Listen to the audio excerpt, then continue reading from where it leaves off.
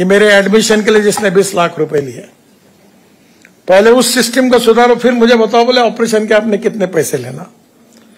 आता मग ते म्हणतात शिक्षक की मला तुम्ही पहिले माझे डीएड बीएड झालो, त्यांनी माझ्याकडनं 5 लाख रुपये घेतले, ते पहिले तुम्ही मला वापस करा आणि मग मला आदर्श शिक्षक म्हणून काम सांगायचं भाषण द्या म्हणा। तर समाजात असं आहे की सगळे एकमेकाला लुटत असतात, म्हणजे मी काय इलॉबरेट करत नाही, पण ज्याच्या हातात मिळतो तो ठोकूनच देतो। मुख्याध्यापक नव्हते, शिक्षक गोळा झाले, तर मी म्हणलं का हो हेडमास्टर नाही आता शाळेत? साहेब आमचे LICचा धंदा करतात, ते तिकडे आज इन्शुरन्सच्या कामा करतात। म्हणलं साहेब अजून काय करतात?